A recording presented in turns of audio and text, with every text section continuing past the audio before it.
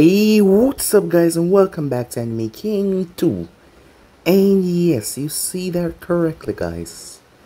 This is the final episode of What If Naruto Rewrote the Past. Remember to get this one to 100 like as usual. And yes guys, don't worry because new what ifs are coming up soon for you guys to enjoy. So just sit back, relax, and yeah, enjoy. And remember, if you're new, yes, I indeed have 3 channels, Anime King 2, and Anime King 3. And if you enjoy the videos over on each channel guys, link will be in the description. Go ahead and click that red subscribe button and then turn on that bell notification to see exactly when I post. And yeah guys, without further ado, what is to begin this final episode. Start the intro.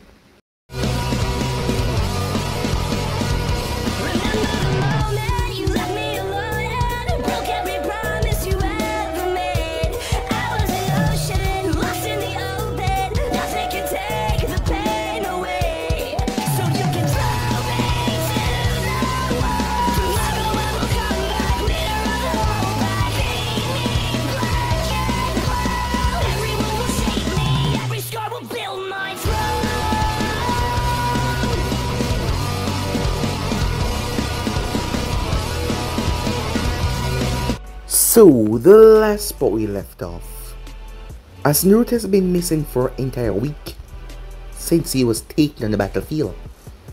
As Mikoto refused to believe that he was dead, she refused to believe it. But from a description that Minato gave her, it sounds like this masked man was actually Tobi. As, out of nowhere, the man appeared, as she was warned by Kushina as she turned.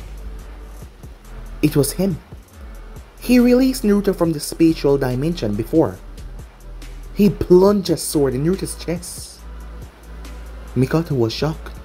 Hatred, anger, like she never felt before, rise inside of her.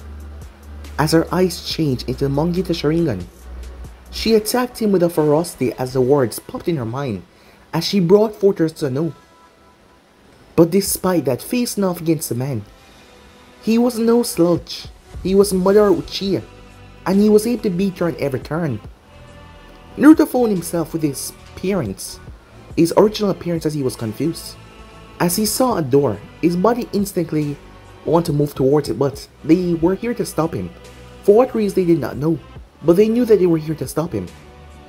Meanwhile, as Kushina had brought Naruto to the side, and she could not break down now. She could not fall into tears now as she looked down at him. He was in bad shape, as she didn't know what to say, but after pushing her chakra and Karama chakra inside of him, he was not getting up. But it was then that a man appeared. It was none other than Nagato Uzumaki. Using his Rinnegan, the Rinne Rebirth, he brought Naruto back to life. As Naruto said goodbye to Kushina and Minato as he felt it, as he woke up, instantly Kushina hugged him. The others that arrived on the battlefield as they start to fight Madara as well. But the man was a one-man army despite their strength. He simply smiled them off. The Sanins, Hiruzen, Mikoto Susanoo, Minato, he smiled it all off, as he took them on with ease. It was Madara Uchiha after all. As Naruto got up, as he got on the field, he sent a clone out, as the clone found his wife, as she was okay, just unconscious. As Naruto entered, his bijuu cloak, Kushina also as well, as Madara revealed the Rinnegan. The Rinnegans that he gave Nagato was his as well, as he was once again able to weaken them. It turns out that Nagato was the one that brought him back to life. He was tricked into doing so, but now they were here to take care of him. Madara found himself getting overwhelmed by the 3 of them. Yes, the others were strong, but these 3 were on a different level, as he could not keep up with Naruto's speed, as he was being hit all over until he was captured as they grabbed him. As he was stabbed by the Totsuka blade that would seal away anything, but Madara felt that he could break it after all. It was handed down to him in the clan, but that was not all, as he felt a hand press on his chest. Madara's eyes went wide as he saw Nagato, as they were about to separate and rip his soul out. As he got furious, he had to escape. As he tried any way possible, he could not. He could not be sealed away no matter what. So yeah guys, so basically that's what I left off. You guys can switch across the place for yourself. So what do you say we begin this final episode? Madara thought of anything that was able to help him escape. He flashed, he pushed around, but the grip that they had on him, he was stuck. And with the blade going through him, he could not use the abilities. As Naruto stepped forward and placed his hands on his chest, as Madara started to scream, his physical body started to bend and shift into ways that didn't seem possible, before it collapsed in itself on the sword, leaving only a transparent figure behind, human shape. Mikoto pulled the sword out of his soul, sealing it within the jar of the Susanoo skeleton, as she collapsed forward from exhaustion, as Naruto and Kushina moved forward to help her down. Meanwhile, Nagato moved the soul towards the King of Hell, who took it. As he looked to see both Tsuchikage looking at him. "It's done. He's gone," said Nagato. Both of them looked immensely relieved, as Minato came over and crouched down. "I'm so glad to see that both of you are okay," said Minato, as he smiled at both of them. They both offered a tired smile in return. Looking at Naruto's body with that sword stuck in it was bad enough. Seeing you crash into that tree, I thought you were killed in front of me. Mikoto sighed as she nodded. "I saw Naruto got killed in front of me, so I know what you feel like. As for me, I actually did die. Or, I would have. But there's another technique that I use at the cost of one of my eyes, called the Izanagi. Don't ask me how I learned about it because I couldn't tell you. It's almost like I knew what it was and how to use it as I was about to die." As Kushina looked down, "That's why..." As Mikoto nodded, "That's why my eyes closed," she said. "I can't open it at all. I lifted it with my finger before I got here to check, but I can't see anything. Total darkness." "What about your other eye?" said Naruto. "I understand that you're using quite a few techniques." As he remembered his knowledge over the Mangekyo. As she reached up and placed a hand on his cheek. "You're a bit blurry, but I can still tell that you're the man I fell for," she said. As Naruto smiled at her, as he placed his hand on top of hers. "You know, we still have your father's eyes. That he gave me, if you want them." She looked surprised for a moment, like she completely forgot about them. As she thought about it, "I don't know. I'm not sure if I should. Can I think about it some more?" "Would you not like it if I was like this?" she asked. "I'm perfectly fine," said Naruto without hesitating. "With whatever you choose. Honestly though, having a eye patch over one, with a bright red Sharingan in the other, if that is not sexy and downright exotic, I don't know what is." Mild laughter came from the other three, as she pulled him down for a kiss. As Harrison cleared his throat. "As much as I hate to break this up, I need to be certain that Madara has been sealed forever. We don't want him popping up when we least expect it." As Mikoto was the one to answer. "You saw I stabbed him with the blade of Totsuka, right? It is able to bind anything forever, or at least until the next holder release it. It's a legendary item that was passed down in my clan. My father never got it, neither did the other clan head before him. So, I thought it was lost." As she glanced towards Naruto as he took it as a cue to continue. "When one of my clones found Mikoto, he checked if she was okay, and she was. His next job was a reminder of the blade. Upon talking with Nagato before I entered the fight, I was reminded about a conversation from my past, from the person who had inherited it. Mikoto would have had it for nearly 2 years, but because she didn't have the Mangekyo yet, she couldn't check. I'm glad that she was able to use it, because if she hadn't, our job wouldn't have been possible with Nagato's help. We would have to wear down Madara to the point of where he couldn't use any of his techniques, and I'm not sure how many would have been lost if it had came to that. But believe me, compared to the hell I came from, this is a much better alternative." It was like a heavy weight had been lifted off Harrison's shoulder to hear that the man would not come back. "So he's gone then?" As they nodded, as Harrison made his way off to tell the others the good news. "So," said Minato as he looked towards him, "since that is done and the third war is over now, what do we do?" "Now," said Naruto, "I'm up for a festival. What about you guys?" As they nodded, as Minato and Kushina made their way to talk to the third about it. "Naruto?" As Naruto looked down as he saw her frowning a bit. "What's wrong?" said Naruto. "I should be asking you that," as her hand brushed across his cheek, as she turned her fingers around to show him that they were wet. "Why are you crying, Naruto?" she said. The fact that he had tears running down his face surprised him, but he confirmed by wiping his other hand. I don't know what he said. I just feel so much relief that it's finally over. I'm free. I'm finally free. I don't have a madman to deal with anymore. We're all free, she said. Thanks to your efforts. I'm glad we were able to help a little along the way. As Naruto sat low right beside her as she rests, her head on his shoulder. I love you, Mikoto, he said. I love you too, she said to him. Time skip. We begin this on a POP view. As in most days, I have no idea why I woke up.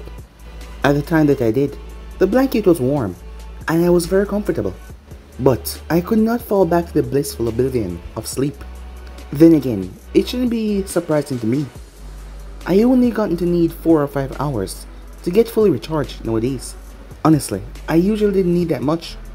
It seems that my body has become wired that way, and I could not go back to sleep. I got up and stretched and yawned. As I prepared for my normal morning routine, after going through the motions, I made my way down. A small smile came on my face as I entered, as I saw someone there. Considering I haven't seen or heard anyone else yet, it was most likely she was the only one here. Good morning, Orihime-san. The long-term family maid turned, and she gave me a smile and greeted me.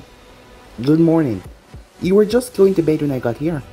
I would never understand how you shinobis function on such little sleep. I couldn't help but chuckle.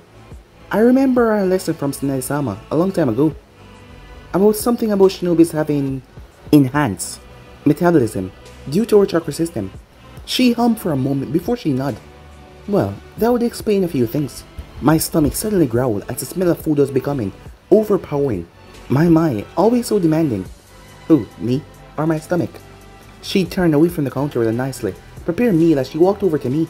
She always enjoyed teasing me, and this moment wouldn't be any time different. Well, usually both, but your stomach is most definitely easier to please. I was preparing a meal thinking that you'd wake up later to eat it. I was just getting ready to wrap it up. You have impeccable timing. I hummed thanks and started digging into the food as soon as it was placed in front of me. I glanced up to see her taking off her apron. She seemed like she was leaving. Where are you going? I asked. I promised to meet Gendakon at the academy. They have half lessons a day because of the upper year graduation, remember? Oh yeah. Tell the bride I said hello. I will. Can I trust you to clean up after yourself? I guess. You know I'm not a kid anymore, right? Really? You could have fooled me. Have a good day, she said, as she left. As I grumbled to myself, I love Orihime dearly, and she was honestly one of the 5 people in Elemental Nation that I would let get away calling me names. She knew it. Due to her though, she only acted that way when we were alone or around our respective families. As I turned back towards the food, I noticed as I scanned over the counter, while all the food was being prepared, there was dishes to clean. Damn it. I hated doing dishes. Time skip. Today was supposed to be my day off if there was no emergency. So I took advantage of that, dressed in my Jonin attire, my orange open flap with the Uzumaki and Uchiha symbol on it.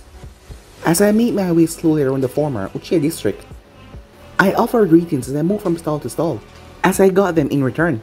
As I glanced around, things had changed rather quickly.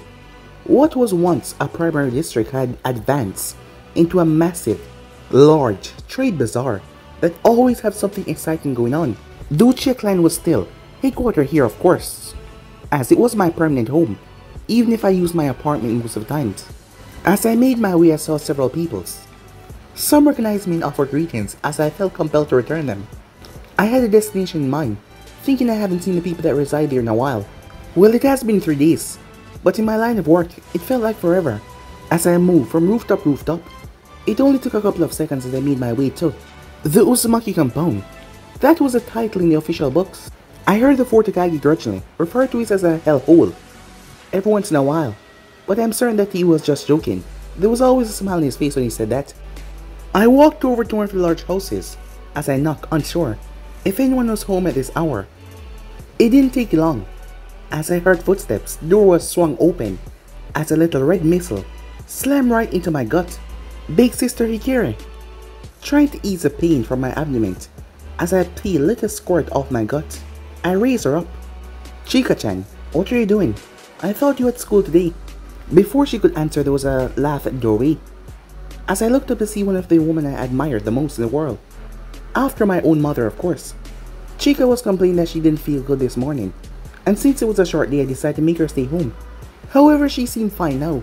Perhaps I should oversee her training for the rest of the afternoon. I'm not feeling so good. As the little red head dropped to the ground and she held onto her stomach in a groan, as she mumbled in pain. As I couldn't help it but giggle a bit at her acting. Is there something I can do for you, Hikari-chan? It's nice to see you as always. Yes, actually. Do you know where Uncle Minato is? Auntie Kushina? No, sorry. Lastly, he told me that he was working on some super secret project with Ibiki Marino and Inoichi Yamanaka. Something about the sensory barrier, I guess. As she snorted and crossed her arms. Men and their toys, she muttered. On one hand, I felt myself agreeing. On the other hand, I knew the necessity of the barrier. We kept impeccable records of people that entered the village, both illegally and legally. At least we tried to. No village security was perfect. I see, I said, shrugging. When you see him, can you let him know that I was looking for him? It's not that important, but I would like to pick his brain about a few things. Certainly, Hikari-chan, said Kushina. I nodded. I was about to walk off, but she stopped me. By the way, do you know when Juro-kun might come over to visit again? Naomi misses her best friend. To be honest, I wasn't sure to respond to that. Juro was my next youngest sibling, and he was a bit of a hothead. Or at least he used to be. He and Naomi Uzumaki had been inseparable growing up, but something happened a few months ago. They got into a massive fight. I was curious about what, but I wasn't the type to pry into someone's business. I don't know if he appreciated that or not, because I barely got anything out of him. Sadly, we were never that close growing up because Naomi hugged him all to herself, so pulling out the sibling card for him to talk to me was not really a big boost. You know very well I can't order my brother to do something that he doesn't want to do, right? I said it a bit more angry than I expected to do. I saw the wince across my aunt's face. I was about to apologize, but she beat me to it. No, I understand. I don't like it, but she's been inconsolable for a while now, and I have no idea what is wrong. I let out a sigh. Did you ask her what happened? I tried, said Kushina. She won't answer me.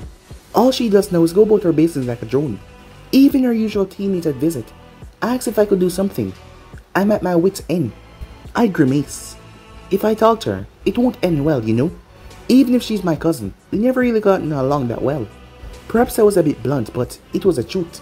I think in every family, people don't really get along. And in this family, it was me and Naomi. Not just because she stole my brother from me, but because she always liked to be the center of attention.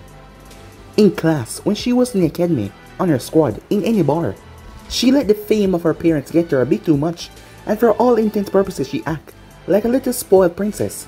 I know for a fact that my aunt did not raise her like that, and even if Uncle Minato could go easy on her from time to time, I have no idea where she learned that behavior from. She was so bad at times even my own dad tried to keep her at arm's length. Now that is saying something, given how kind my dad is. Kushina didn't say anything else regarding Naomi. She let out a small sigh as she clapped her hand. Come on, Chica. Get up and get inside. You have some stuff to do. Otherwise, there will be no dessert for you tonight. Little Redhead got to her feet so quick as she was gone in an instant in the house. By the way, Nagito returned from Ring Country yesterday. He's visiting with his niece. You know the one, Konan Yaiko's little girl. Of course, I smiled. The girl was adorable and she could do amazing things with paper. Since he's back, do you think you have some free time to do some training? As Kushina smiled at me, I was once again struck by how pretty she was. Despite being 40-something, she doesn't look a day over 30. Well, Uzumaki longevity is amazing. If he wasn't available, I wouldn't have mentioned it. He actually suggested to me when he got back, but he wanted a to rest first. I waved my hand, no problem. Just tell him to stop by when he has time. I'll make some free time for myself. Certainly. Thanks for stopping by, Hikari-chan. I'll make sure to mention to my husband that you're looking for him whenever he decides to stop playing his toys and come home though. I nodded as I waved goodbye as she went back inside. As I realized I didn't have that much to do with my day off, I started to make my way on rooftops, looking for familiar signatures. I have these signatures of my immediate family recognized, so I know how to pinpoint all of them should the opportunity arise. As I neared the edge of the second ring of Konoha, I started to pick up two trace. Outside the village training grounds. It was training era 16. that were mostly used by tunings that experimented with new techniques. As I found Drew there, with my next youngest sister, Amaya. Drew was watching her with a Sharingan activated, as she seemed to do some sort of chakra exercise. Her chakra was fluctuating a bit. The both of them looked up when I landed. Drew, Sharingan immediately faded as he returned back to his normal, dark onyx eyes.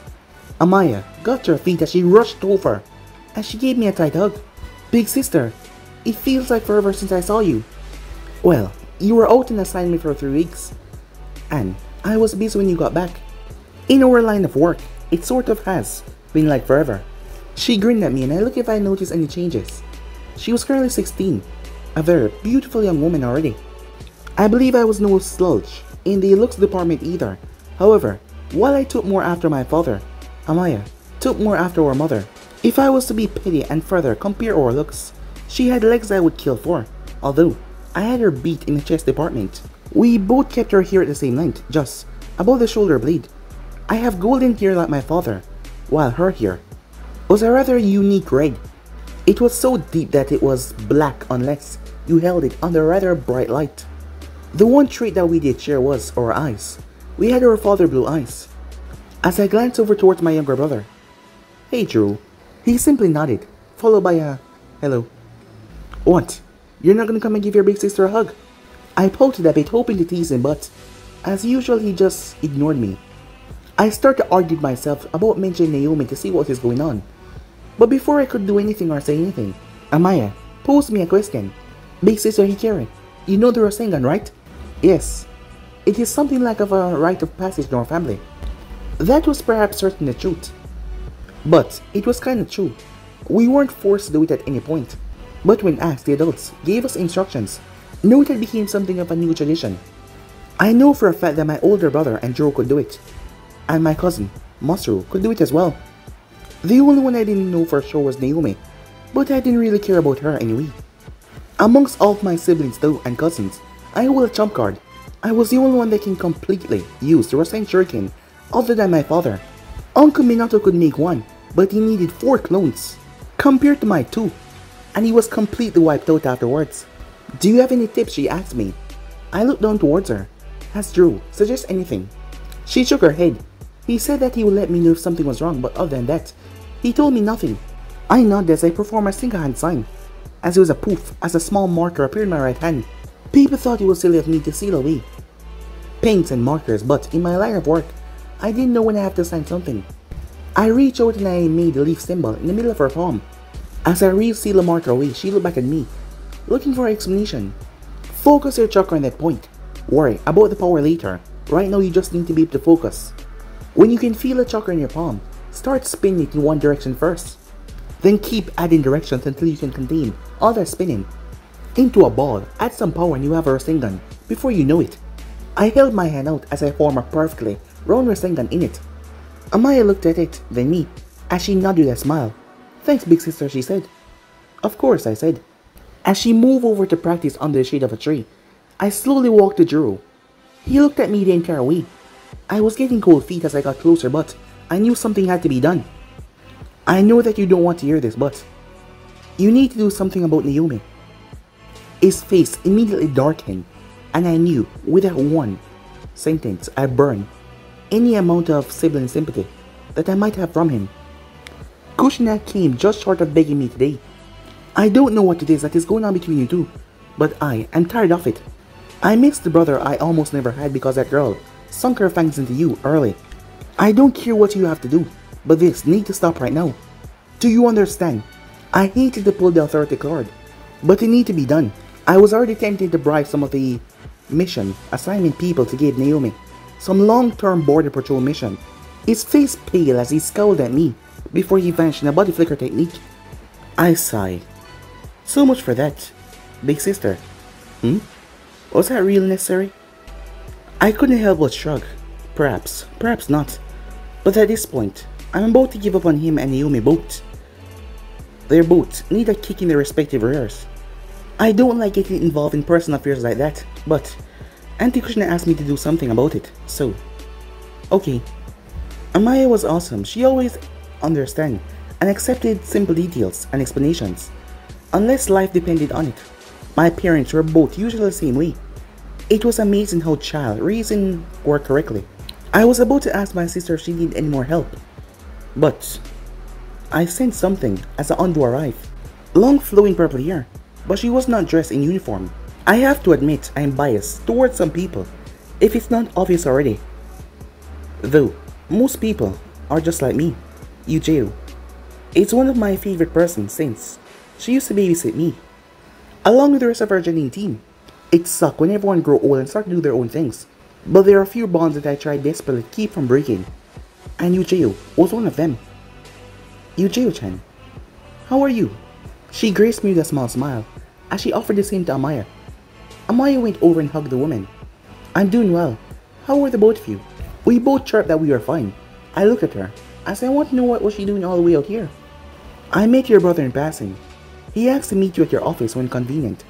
I sighed as I rubbed my forehead. Whenever he say it's convenient, it meant, get your ass here now. That was Itachi's way of talking.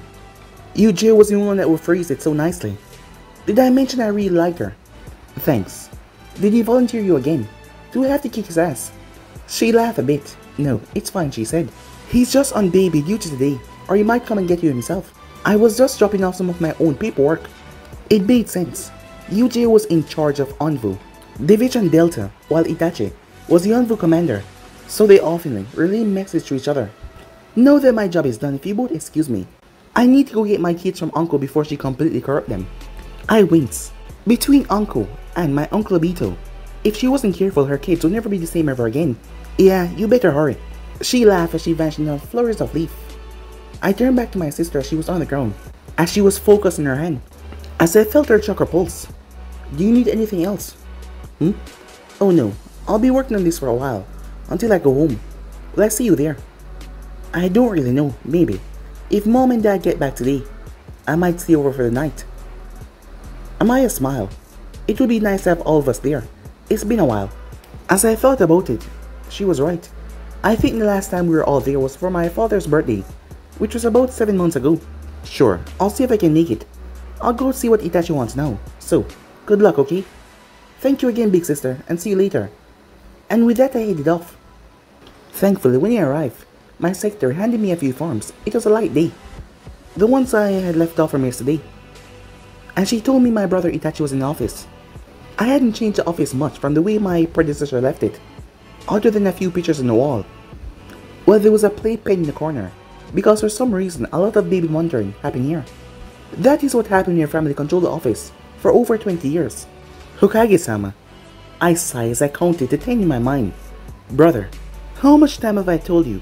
You don't have to call me that when you're like this. Itachi chuckled from where he was, as he was sitting by the desk as he was playing with his son, who was almost entering toddlerhood. I couldn't believe how quickly he was growing. As Itachi spoke, if I don't keep a professional manner, who knows what kind of image I would set. But we're in private, I told him. I sighed as I went in front of his son, who was mumbling baby talk. He stuck his pudgy little hands out in my direction. And how are you, little Sasuke-kun? Do you come to see your Auntie Hikara? As he gurgled something, as he couldn't really talk that well. As I took him and hosted him up, as he squealed and giggled.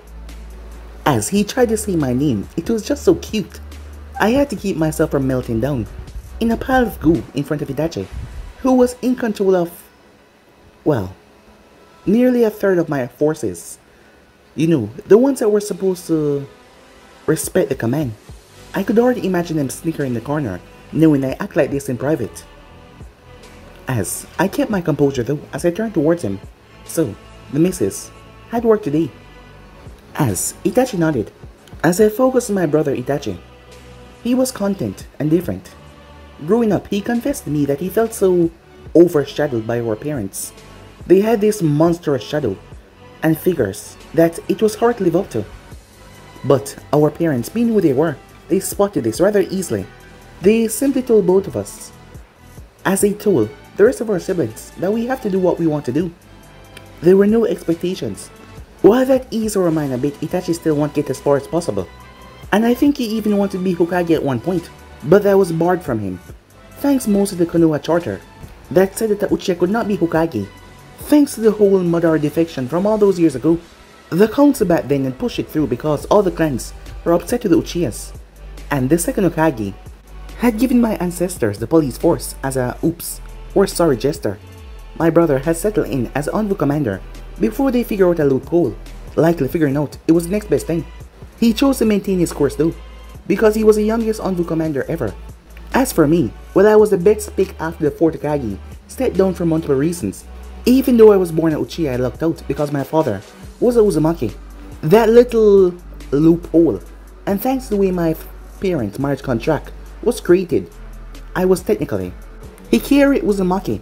There wasn't a single complaint, and there still hasn't been one, so I believe I'm not doing all that shabby. In my heart though, I'm pure Uchiha, don't get me wrong, I adore my Uzumaki heritage. I just wasn't raised to understand the way of the Uzumaki. I was raised to understand the Uchiha clan. Dad told me bits and pieces, but honestly, I don't think that he knew that much about his old clan. Since he and his sister were orphans, he claimed that she knew a lot more, but I never bothered to ask. I handed Sasuke back the Itachi as I moved around my decks. As I sat down, as I glanced towards my brother, he was a perfect copy of our mother, except with a few more masculine features. It was amusing to both my parents when I was born after, and I was a copy of my father, whisker marks on both cheeks, with more feminine features. All of my other siblings had the whisker marks except for Itachi. For the reason why, it's something about seals, but it has something to do with the old fuzz butt, Kyuubi. So, what do you need to see me about, brother? Itachi looked towards me as Sasuke was trying to eat his own hand. Two things. Father, sent a clone here earlier before, but since you weren't here, it came to me. They returned from Kira, and they should be here this evening. Did they say how things went with Yagura? Not too much, but it was successful. Somehow they talked him into visiting Konoha. Something about the Sanbai and Kyuubi, catching up on old times. Do I need to prepare for a diplomatic visit? Itachi shook his head. No, it will be purely informal from what he says. Besides, you have enough on your plate with the Tsuchikage coming to visit in a few days. That was true, though I think that Kurosaki was just trying to use these strings of diplomatic visit to get away from the old man on our council. Even after her grandfather passed on, these old cooks on our council were still somehow kicking. Her dad didn't want the spot, so she was handed it on a silver platter. It was amusing considering that she was a year younger than I was. Perhaps she was coming to me for some advice, like I was some Kage for advice. Nah, we end up drinking nights away, usually. What was the other thing? As Itachi was bouncing Sasuke after removing his hand from his mouth, as he seemed like he was going to swallow his own hand. As he stopped bouncing him, as Sasuke looked around confused. Why did the bouncing stop? Drew. He applied for Envoy yesterday. I just found out from Ren this morning. I guess he thought she would never come to me directly with this. Well, this was interesting. Ren was in charge of Beta Division, and while we were acquaintances, I wasn't as close with her as I was with Yujiro. But Drew had to know that Itachi would have seen the application eventually, and then me. Do you know what's up with him and Naomi, by the way? Do you think that had something to do with this application? Perhaps, Itachi said, as he thought about it. Some envoy assignments could last for months upon months. Perhaps he just wanted to get away. I sighed as I rubbed my forehead. Today was supposed to be my day off, but yet here I was having to deal with all of this. I've already mentioned to him about becoming a Jonin. I mean, he's 20 years old, and he's more than capable for the rank. He's already been sitting as special Jonin for 3 years. As much as I don't want to say it, I think following Naomi around has messed him up. Itachi nodded, as he didn't particularly care for Naomi either. But Itachi was the most patient with her. Whenever I asked him why, he would just ruffle my hair and said that he had practiced with dealing with me. Of course, I would be mad at him for about 5 seconds before I realized that he was probably right. I was a bit of a brat when I was in the academy. I adopted my father's mannerism, that is what he told me. I'm still such a daddy's girl. My mother would usually joke that she would have to watch it when I get older, before I steal my dad away from her. It may sound odd, but I used to have a serious crush on him. It was weird.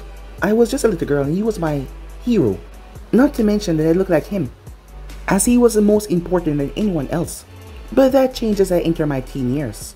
But I'm still fairly close to my dad. Tell him no. And that until he can have a mature conversation with me that lasts more than 2 words. Envoy is barred to him. If he needs an assignment to get away for a bit, I will find one for him, but he has to ask for it himself. And stop being a baby. Isn't that a bit harsh? Asked Itachi. Honestly, I was just tired of the whole situation. Maybe, but give me some credit. We're a family of shinobi. So are the Uzumakis. I know that Uncle Minato used to cater too. Naomi, a bit too much. But we can cut him some slack. She was his firstborn. I get that, but I would not tolerate neither of our families acting like they were not what they were born to be. As Itachi wiped the fake tear away from his eye. Look at my little sister, all grown up. It makes a grown man cry. I growled at him, tempted to throw a paperweight at his head, but he was still holding Sasuke. It seems that Sasuke sensed it, as he laughed. It was like he was laughing at me. There was a knock on my door. What the hell? I wasn't even supposed to be here today, and it was my day off. So who the hell was this? As Itachi gave me a rather amused look, I shouted at who it is to enter. Hokage-sama, how are you? I groaned. That was Uzumaki Masahiro. He was equally crazy and scary smart. He was like a mix between my father and Kushina. Uncle Minato didn't know how to handle his own son, as he was a little bit intimidated to try to handle a male version of his wife. Kushina used to be crazy back in the days, from what I heard, and Masahiro was like a double times her. Minato had simply made a joke that Masahiro was a male version of his wife that he couldn't handle. Rumors were he'd spend a week on the couch for that joke. I'm fine, Masahiro-kun. How are you? Great, he said, as he smiled. The smile that he gave me looked so much like my father, it was strange. Despite his red hair, he looked like my dad. It was something of a running joke, but Itachi and I noticed whenever we talk about it, the four parents had this look on their face, like they knew something that we did not. They always brushed it off when we asked, Big sister Hikari, can I pick up one of the graduation squads and become a sensei, he asked. My mind came to a complete stop. I must have sat there and looked at him for several seconds. Itachi was rather amused, judging by the smile on his face. I asked him why. Well, Itsuko-chan and Isama-kun are graduating today, right? I promised them when we were all younger that I would be their sensei someday. I blinked. Those two were my youngest siblings. They were twins and they were graduating. I didn't know that he said that to them. You're telling me this today? Today on the day of the graduation? I asked him. Masahiro winced a bit as his smile faltered. It was only then that I realized he entered with someone else. One of my assistants, Hinata Hyuga. Masahiro had this blinding effect. It seems like he just brought all attention to himself and made everyone else invisible. Being my assistant though, I noticed Hinata always send doe eyes towards my cousin. Look, Masahiro-kun, you need to be a full Jonin, not a special Jonin. Go take your test when it's available next month, and I'll see about you getting a part-time apprenticeship with them.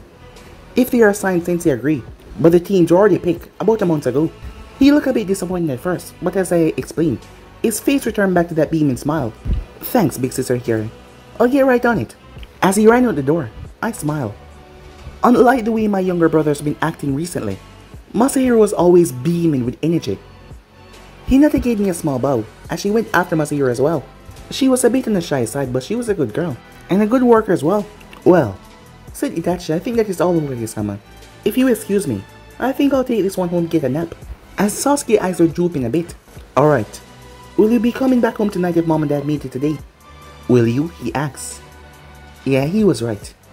I was awfully not home since I became the 5th Hokage. But could you blame me? It has been a lot of work. I promised Amai that I'll be there. So yeah. He nodded, I'll be there. If Sasuke is awake and my wife is home, I'll bring them too. I smiled at the both of them. See you then. Time skip. The rest of the day was dead quiet, as I was thankful for that. After finishing, I made my way to Ichirok Ramen to get something to eat. I wasn't a fan of ramen like my father, but it was good. Not only that, Ayam was pretty fun to gossip with, and her little boy was quite the charmer as well. But I just seem to have a thing for babies anyway. I haven't told anyone that, but I want at least 2 babies. But I have to find a man that did not get completely intimidated by my eyes or my position first, and that was not related to me. Sadly, that made the dating market rather small. As I said something, I paid for my ramen, as I got my hat and cloak. As I made my way, I greeted people, and there was a lot of them. Konoha has expanded ridiculously large, with the new clans adding on. Konoha was basically a fully fledged city now, to the point where the daimyo had to step in with a governor advisement. It happened about 8 or 9 years ago. The place had become that large. The clan council still existed, though Itachi had been the clan head for about 3 years now after Mom retired. But they reported to the governor's office. The governor and I got along well together, but we did not mix our own business. He dealt with the other stuff and I dealt with the village. I straightened up a bit as I got to the gate, as I saw several figures approaching. To be honest, I was a bit nervous about meeting Tsuchikage Yagura, even if he wasn't here on official business. But he was the only Kage I hadn't met yet, and either of me almost being Hokage. I made out several other figures as they got closer. 3 of them were his escorts, as one of them was Zabuza, Kisame, and Mainjutsu, all from clans that did not leave here to come to Konoha. They were all a part of the 7 Ninja Swordsmen. As Itachi would be grumbling about security need for these guys. As Yagura approached, he was rather short for someone of his stature, but he had a strong grip. I was a rather average height woman, but he was about 2 to 3 inches shorter than I was. Poor guy. But with a mark on his face, his greyish white hair, he had this bad boy look about him. Too bad he was about 3 decades older than I am. Wait, what am I thinking? Bad Hikari. It's nice to meet you, Mizukage-sama. You as well, Hokage-sama. Your parents speak greatly about your talents. Do they now? I smile, but I was also a bit terrified, knowing my parents. I can only imagine what they told him. It's all good, I assure you, he said. As I asked, do you and your escorts need a place to stay, Mizukage-sama? Or do you already have plans? Please, we're not here officially, so feel free to call me Yagura. I'll appreciate a place to stay though, since I doubt I'll be here for more than 3 to 4 days. Very well, then I insist that you call me Hikari. I waved my hand as the envelope appeared. Bird, can you please show Yagura and his escorts to the diplomatic suites? Let the staff know they need to prepare for 5 days. Bird nodded as he gestured for the group to follow him, as Yagura raised an eyebrow. Knowing my dad and my aunt, you may be here for longer than 5 days. Consider yourself warned, she said. He chuckled and nodded.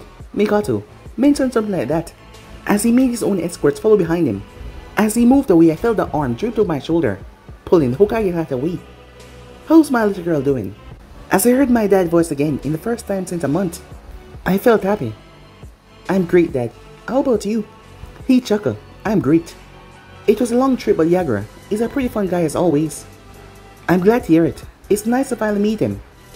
As I turned towards my mother, she was in her mid-40s, but she barely looked a day over 30, and she had no Uzumaki genes to fall on. That was just incredible. But my father did not look a day past 25, just like my aunt.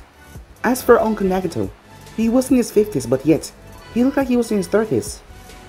I seriously hope I inherit that longevity as well. My mother had this beautiful, and also killer look as well, as she always wore an eye patch since I'd known her. I know that she had replaced her other one with our grandfather's, since she was losing vision in it. That meant she had the eternal Mangekyou, but I never seen her do anything with it, or either activate it for that matter. Because of the exchange, her Sharingan was always activated at the base level, but it just enhanced her look. Well, I could relate, for always having her dojutsu activated. My Rinnegan was the same way. I could remember the day that it activated. It was when I was 16, my sensei and teammates, they were shocked. Luckily, between my parents and Uncle Nagato, they helped me cope. The eyes were powerful, of that there was no doubt. But there also came a lot of responsibility with them, considering that I could bring back the recently deceased if I parted with some of my own life force. After greeting my mom and welcoming them both back, we started to head back towards our old family home. They looked surprised at first that I was walking with them, but they didn't question it, so I didn't say anything. So, are your brothers and sisters bouncing off the wall after graduating? My mother asked. I couldn't help but chuckle. They were pretty energetic. I had to hide the candy, otherwise, if they went in a sugar rush, I'm afraid that we wouldn't have a house left. Both of my parents seemed a bit sad that we're all growing up so quickly, as my mother wanted to have more kids, but after having the twins, there was some complications, and Tsunade-sama felt it would not be good for her health to have any more. I can't believe that my mother wanted 9 kids.